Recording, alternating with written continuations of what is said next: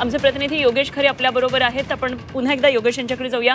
योगेश, खरं तर आपण पाहिलं की अगदी शेवटच्या दिवशी सुद्धा कशा प्रकारे माघार तर घेतली नाहीच, मात्र महायुतीच्या उमेदवाराला पाठिंबा देऊ असं गोकुळ गीते म्हटलेले होते. मात्र आपण प्रचार थांबवला, गुप्तपणे प्रचार सुरू होता असं त्यांचं म्हणणं आहे आणि आता विजयाचा विश्वास व्यक्त करतात.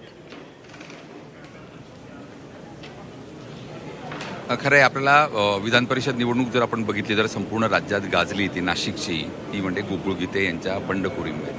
गोकुळ गीते यांनी अपक्ष म्हणजे भाजपशी जरी ते संबंधित असले तरी ते भाजप पक्षाचे सदस्य नव्हते, मात्र कार्यरत ते अनेक वर्षांपासून भाजपसोबत होते, कारण की त्यांचे बंधू गणेश गीते हे भाजपमध्ये होते आणि त्यांनी अनेक कामं या ठिकाणी केलेली आहेत. मात्र त्यांनीच निवडणुकीचा झेंडा उभा केल्यामुळे मोठा गोंधळ हा आपल्याला विधान परिषद निवडणुकीत पाहायला मिळाला आणि आता तो अजूनसुद्धा या ठिकाणी दिसतोय. आपण बघू शकतो की मतमोजणीची ही तयारी नाशिक जिल्हाधिकारी कार्यालयात झालेली आहे.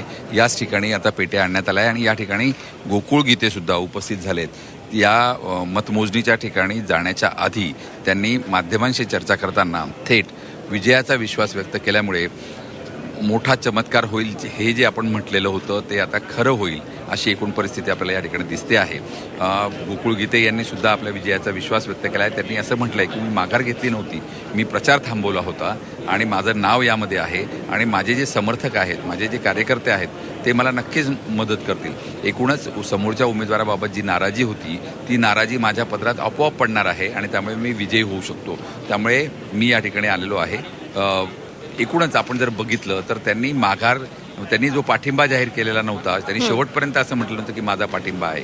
स्वतः उमेदवार म्हणून त्यांनी कुठेही म्हटलेलं नव्हतं आणि त्यांनी आपली रणनीती जी होती ती आपण म्हणूया की अंडरग्राऊंड त्यांनी आपली रणनीती सुरू ठेवलेली होती आणि आता त्याच्यासाठीच ते या ठिकाणी उपस्थित झालेत. क्रॉस वोटिंग मोठ्या प्रमाणात झालं असं म्हटलं जात होतं आणि ते आता आपल्याला मतपेटीतल्या मतमोजणीमधून दिसणार आहे. निश्चितच योगेश, असे संपर्कात राहा आणि आपल्या अपडेट्स जाणून घेणार आहोत आपण आपल्या सगळ्या या नाशिकमधून.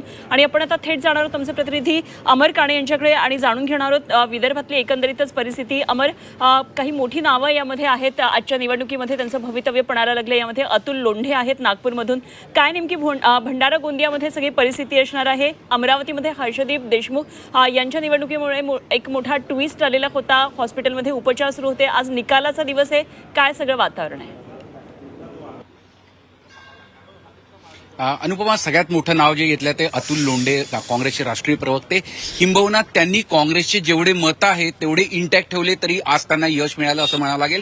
कारण की सध्या संख्याबळ बघता 582 मतं महायुतीकडे थेट आहे. किंबहुना महायुतीचे जे उमेदवार पोद्दार आहे, डॉक्टर राजू पोद्दार, ते तर दावा करताय की 650 पेक्षा जास्त मतं मला मिळतील. पण आता हे चित्र अगदी एका तासात क्लिअर होईल. 4 टेबल लागलेले आहे. 823चं मतदान झालंय. नेमके मतं किती होतात आणि अतुल लोंढे किती मतं मिळवतात याकडे सगळ्यांचं लक्ष राहील. हे नागपूरचं चित्र झालं, म्हणजे इथे पारडं जवळपास स्पष्ट आहे, महायुतीच्या बाजूने राहील. तर तिकडे अमरावतीमध्ये तर हर्षजित देशमुख यांनी ज्या पद्धतीने उपचाराकरता रुग्णालयात दाखल झाले होते, त्यानंतर काँग्रेसमध्ये जो संभ्रम होता, त्यानंतर काँग्रेसकडून जे सांगण्यात आलं आपल्या नगरसेवकांना की वोटिंगला जाऊ नका, त्यांनी वोटिंग केलं. या सगळ्या परिस्थितीनंतर प्रवीण पोटे जे भाजपा महायुतीचे उमेदवार आहेत ते तिथे त्यांचंही पारडं जड आहे. थोडीफार लढत जी दिसत होती ती भंडारा गोंदियामध्ये दिसत होती, पण तिथेही काँग्रेस समर्थित अपक्षाला काँग्रेसने समर्थन दिलंय. ईश्वरकर हे जे आहे ईश्वरकर ते रणांगणात, त्यांच्या विरुद्ध ब्राह्मणकर आहे. असा हा संपूर्ण सामना आहे. पण आणि तिथे पण भाजपाचं पारडं जड सध्या तरी दिसत आहे. तिथे अजून एक अपक्ष आहे, पण तिथे भाजपाचंच पारडं जड आहे. एकूण संपूर्ण विदर्भात बघायला गेलं तर 5 जागा होत्या, 2 बिनविरोध झाल्या, 3 ठिकाणी आता लढत होत्या आणि त्याच्यात एकच ठिकाणी अधिकृत उमेदवार आहे, ते म्हणजे अतुल लोंढेच्या स्वरूपात. आणि तेच सांगण्यात येत आहे की सातत्याने काँग्रेसमध्ये एकमेव ठिकाणी लढत देण्यात येते, ती नागपूरमध्ये. पण ही नामुष्की का ओढवली याचं मंथन नक्कीच काँग्रेसला करावं लागेल. आणि आज अतुल लोंढे किती मतं घेतात, त्यांचं संख्याबळ जेवढं महाविकास आघाडीचं तेवढं तरी कायम ठेवतात का, म्हणजे 165 ते 70 काँग्रेसचे मतं तरी ते कायम ठेवतात का, याकडे सगळ्यांचं लक्ष राहील. कारण की जे माहिती येत आहे त्याच्यात वेगळं काही चित्र दिसण्याची शक्यता आहे. एकूणच विदर्भात आपण बघायला गेल्यास तर भाजपाचा गड राहिलेला आहे आणि तो आता कायम राहणार आहे आणि किंबहुना त्याच्या सरस असे मतदान त्यांना झाल्याची शक्यता सुद्धा राहू शकते.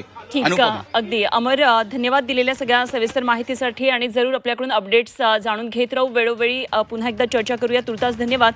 तर काँग्रेस आपली मतं कायम ठेवण्यामध्ये यशस्वी होतंय का हे पाहायचंय. आमचे वेगवेगळे प्रतिनिधी सध्या आपल्याबरोबर संपूर्ण महाराष्ट्रातून आज जिथून हे सगळे निकाल येतात त्या ठिकाणी आहेत आणि सगळे अपडेट्स आपण वेळोवेळी जाणून घेत राहणार आहोत. सगळ्यांचे आभार दिलेल्या सगळ्या सविस्तर माहितीसाठी.